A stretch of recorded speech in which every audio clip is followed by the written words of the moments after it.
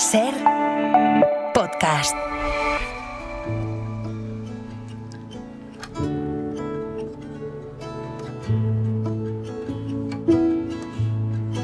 I learned to grieve you like you aren't just on the other side of town.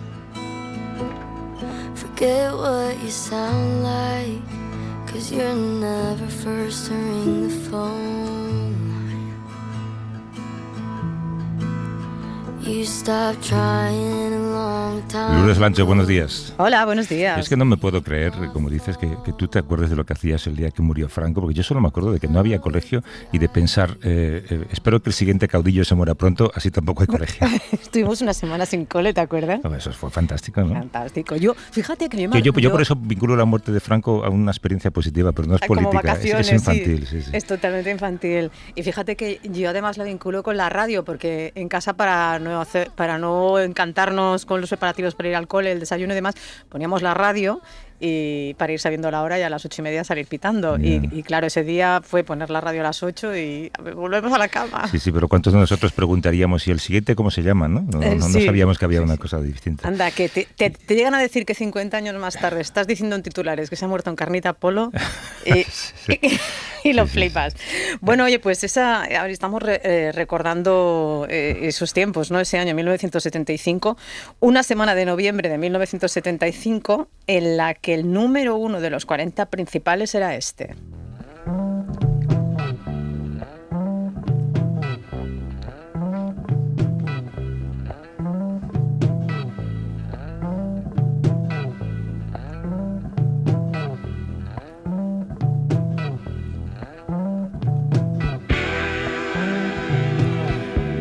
Que flipas, ¿eh? Son los Eagles. No sale Don Henley, pero si le damos un rato sale. Sí. Es One of These Nights, y aunque la verdad es que en mi casa y en la de muchos españoles sonaba mucho más el Saca el Whisky Chelly, que había sido el número uno en septiembre, oye, o el secretaria de Mocedades, que la semana siguiente sería el número uno durante 2 semanas. Oye, nos falta cantar el Paco, ¿eh? Pues está Paqui dispuesta, ¿eh? Hombre, claro, ella mejor que nadie puede cantar eso. Bueno, me he tenido que reprimir para no poner alguno de esos temazos que tú, que en ese momento no eras tan guay con la música, seguro que los escuchabas en casa, en el casete de tus padres. Saca Whisky Chelly, ya te digo yo que sí. Claro. Os propongo escuchar un recuerdo de esa fecha, de estos días, en concreto del 20 de noviembre de 1975, la memoria de alguien para quien la muerte de Franco suponía mucho más que no ir al cole. Es el hijo del mítico fundador de Comisiones Obreras, Marcelino Camacho. Para mí, Marcel Camacho, no resulta fácil volver a aquel año 75 en las cárceles y sus puertas. Aquel febrero nos dio una alegría. El Tribunal Supremo redujo las penas a los del 1001. Mi padre le quedarían no 16 años de cárcel, sino 4. Se dice pronto, pero ya llevaba cerca de 10 años en Carabanchel. A los 16 años también estuve 3 meses con él en la misma celda. Muy difícil es recordar que él quedó dentro cuando salí en libertad. Tener algo más que una celda vacía era una lucha. Disponer de comunicaciones con la familia sin ser grabadas fue meses de renunciar a comunicaciones y terminar finalmente en huelga de hambre. De las 8 que hizo mi padre en 10 años de cárcel, 2 fueron en 1975, una pidiendo libertad de los del 1001, otra contra las últimas penas de muerte dictadas por Franco. La mujer también en las cárceles, pero la mujer de preso político además debía sacar adelante a sus hijas e hijos, siendo detenidas y perseguidas por la Brigada Político-Social. Mi 20 de noviembre se escribió en un calabozo cuando hacía la mili con un capitán fascista que nos amenazó con su arma y disparó mientras nos hacía correr por el patio. Quería que nos aprendiéramos el testamento de Franco. Ese era el fascismo. En la calle, por expresar tus ideas, cualquiera que no fuera adepto al fascismo significaba cárcel y pérdida de derechos, hasta para salir del país o matricularse en institutos o universidad, ni siquiera el carné de conducir. El franquismo entonces, como la ultraderecha de hoy, no cuentan lo que para los jóvenes fue vivir con miedo a las torturas de la policía política, o simplemente que un guarda nocturno, como eran los serenos, te denunciaras y despedías con un beso a tu novia en el portal de tu casa. Después venía una multa que sin recursos no había otra que cumplir un mes de cárcel. Aquellos que piensan en el fascismo como solución a sus problemas, yo les aconsejaría que se lo piensen 2 veces.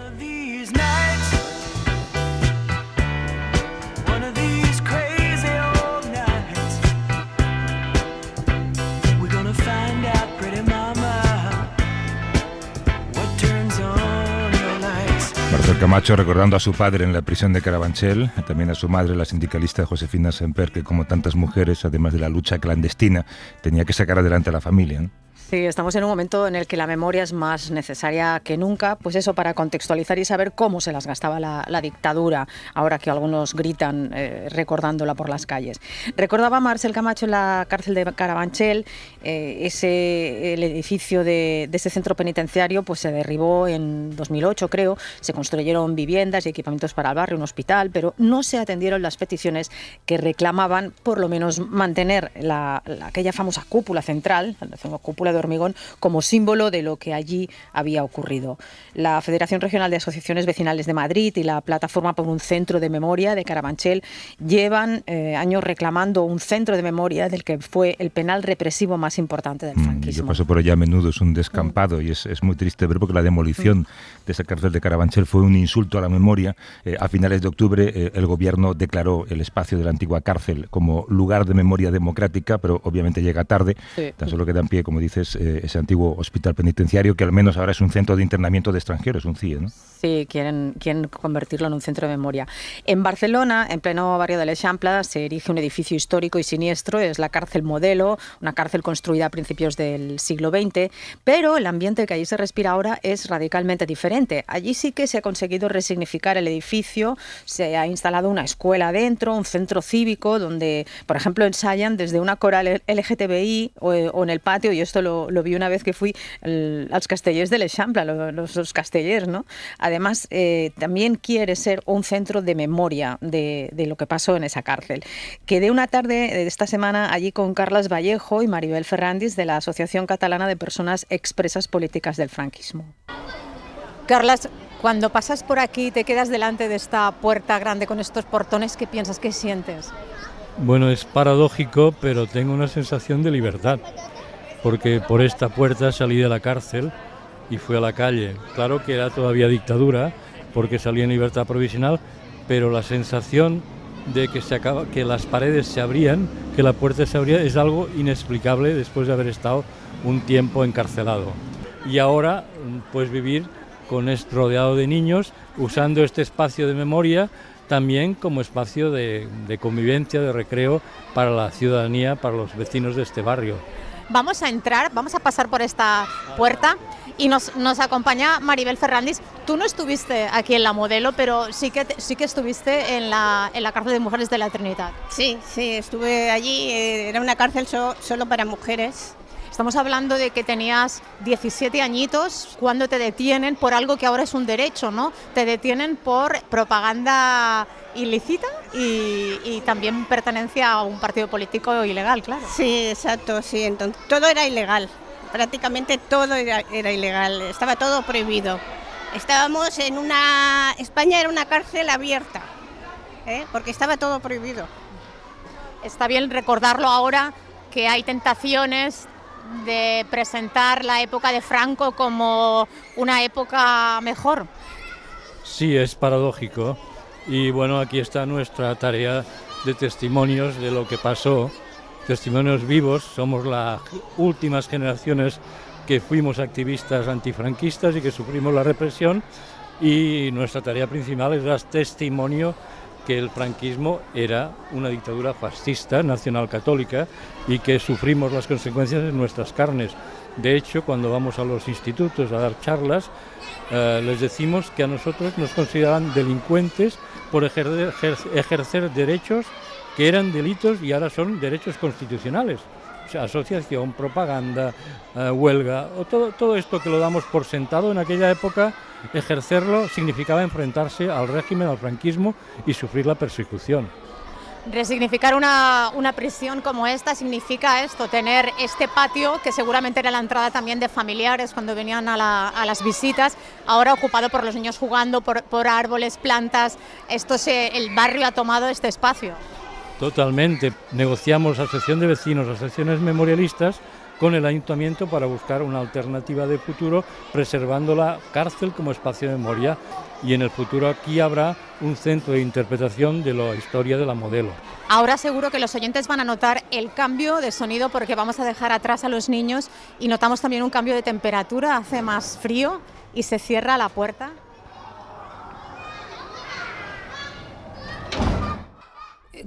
¿Cómo tienes el cuerpo cuando ves que estás entrando aquí y se están cerrando estas puertas?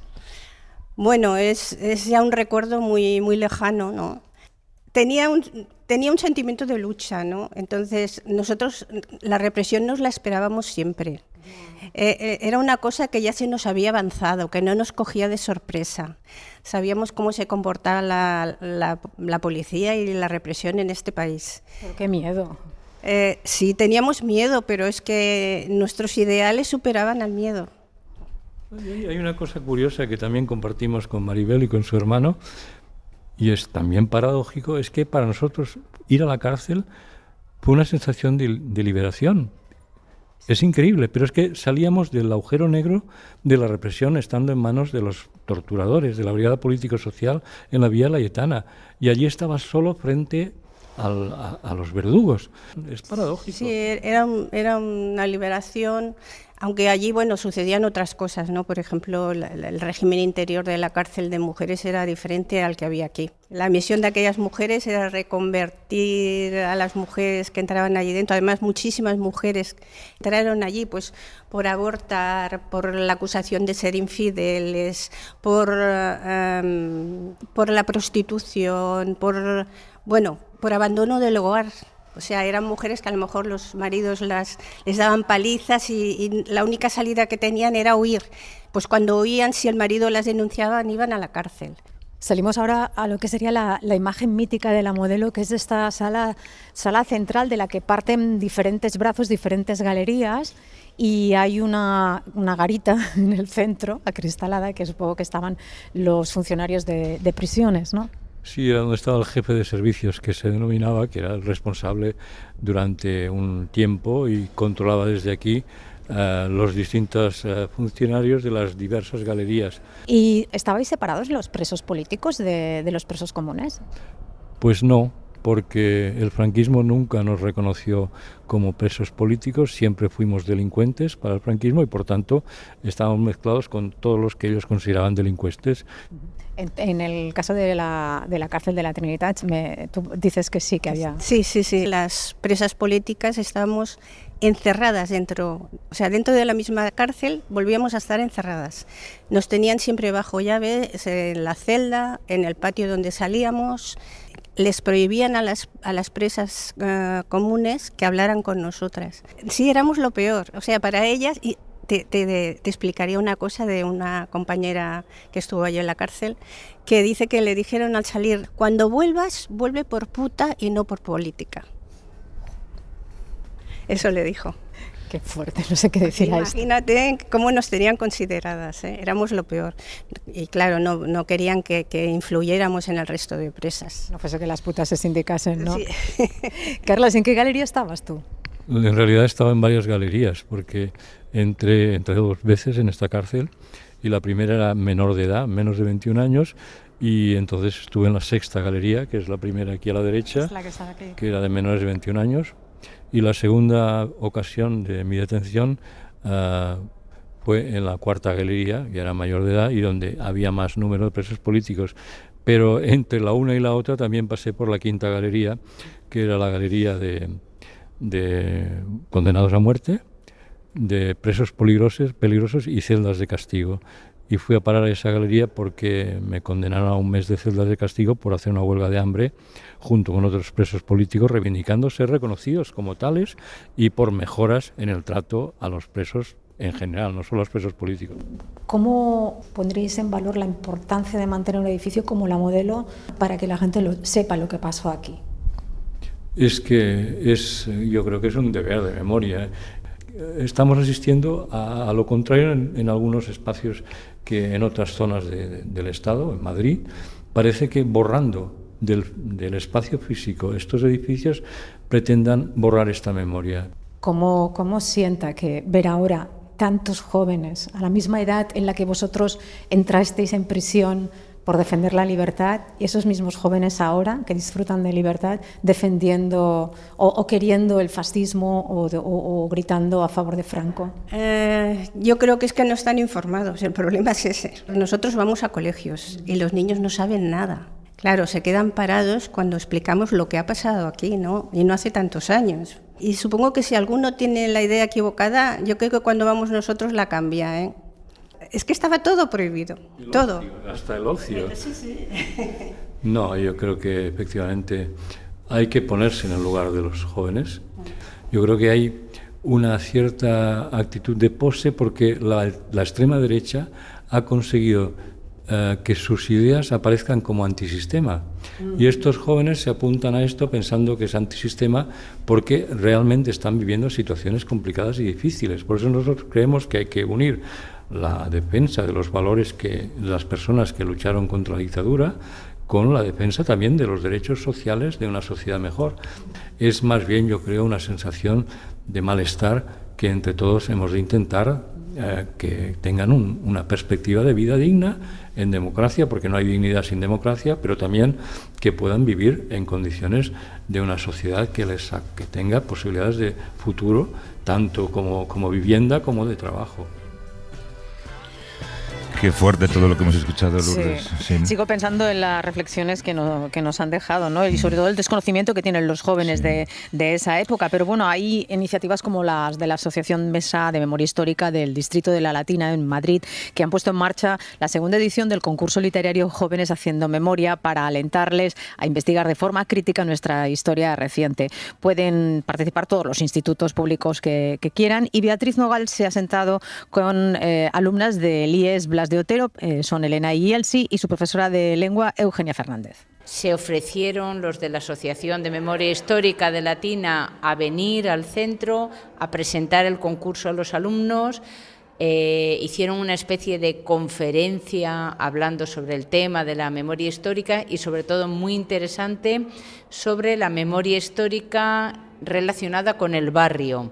Este año lo han vuelto a hacer otra vez, son súper amables y siempre están muy dispuestos, y sobre todo hablando de lugares de memoria histórica por los que pasamos todos los días pero que a lo mejor no conocemos. Sí se estudia, pero creo que se debería de profundizar un poco más en esos temas porque es la historia de nuestro país y creo que es más importante saber cómo esa historia para no volverla a cometer. Yo creo que hay una carencia de contenido porque no se estudia como tal. Yo ahora no estoy en historia, pero estoy en literatura universal, pero en historia es como te hablan de la figura, de lo que ha hecho y ya está. En este caso nosotros tenemos en Latina la cárcel de Carabanchel, tenemos el sanatorio Doctor Esquerdo, tenemos las trincheras de la Casa de Campo, donde se llevaron a cabo tantos enfrentamientos durante la Guerra Civil, y luego también tenemos un lugar aquí ya más cerca de Campamento en homenaje a Yolanda González, una joven estudiante que fue asesinada por grupos de extrema derecha ya durante la transición. Yo creo que es importante que lo conozcamos porque que tenemos una historia detrás de dónde procedemos o de cómo ha pasado cada cosa. Y no repetir errores. Y no repetir errores. Yo creo que es como un tema tabú. Mucha gente tiene como distintas opiniones entre pues un bando y otro. Entonces creo que no se habla de lo que se debería hablar. ¿Y a ti te gusta hablar de ello? Sí, a mí la verdad que mientras que voy creciendo me gusta más porque creo que es muy importante y eso que tiene que hablarse para que no se pueda repetir la misma historia. ¿Te impresionaba cuando escuchabas a tu madre estas historias, la historia de su madre, de tu abuela, de la que era tu abuela? Sí, la verdad es que me impresionaba bastante porque yo no me imaginaba que se podía condenar a la gente por pensar de una manera o de otra. Y al final eso terminaba en actos de violencia, incluso la muerte. Lo escuchamos que muchos de nuestros jóvenes se basan para este tipo de conocimientos o incluso a la hora de votar, a la hora de elegir representantes, en lo que se dice en redes sociales, ¿no? No sé si ellas están de acuerdo también o no en que la mayoría de los jóvenes adquieren esos conocimientos más por redes sociales que por otras vías más científicas. Sí, voto lo mismo que mi círculo y yo creo que para votar bien o tener una ideología correcta te tienes que tú sentarte y estudiar las distintas ideas que ofrecen los partidos y así poder votar a uno o a otro. Hoy, afortunadamente, llevamos ya muchos años viviendo en democracia, Cada vez se habla mucho más, pero lo seguimos viendo en las noticias, en el día a día, de que hay temas que siguen siendo tabú, sigue habiendo muchos represaliados, que no se han desenterrado, ¿no? Tendríamos que trabajarlo mucho más en todos los centros educativos y en todas las materias. Por supuesto, tenemos ahí mucho que hacer. Ya sé que la música no pega, pero es otro éxito del 75. Estará contento Andújar, ¿eh? Seguro que sí. Y además, mira, vamos a hablar, o nos va a hablar él de su memoria histórica del 75, y hoy hemos hablado de Encarnita Polo, ahora pone a Concha Piquer. Estará mi madre contenta, joder.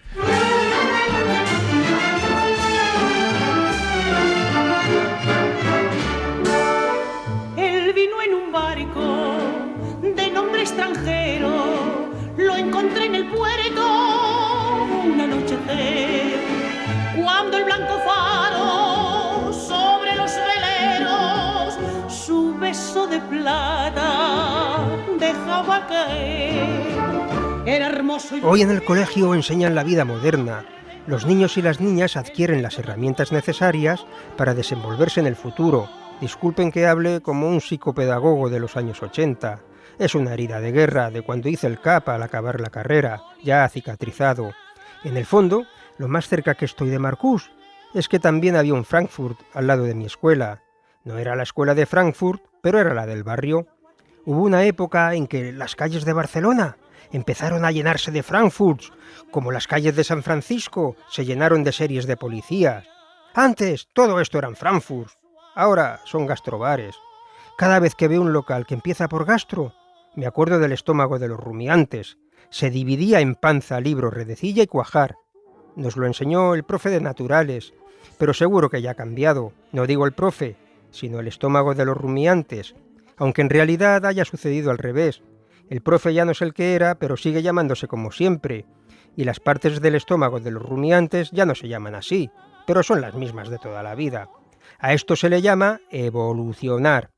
Lo que más me gustaba de los Frankfurts era que en la barra tenían un bote de mostaza muy grande y otro de ketchup, igual de grande. Uno era amarillo y el otro era rojo, con los mismos ingredientes, con que ahora se hacen las pulseras de la bandera de España. Yo me hacía un bocata. Apretando esos dos botes fue como comprendí la pintura de Jackson Pollock. Me hice cosmopolita comiendo Frankfurts al salir del cine. Ir a un Frankfurt era lo más parecido a estar en una ciudad de nombre extranjero.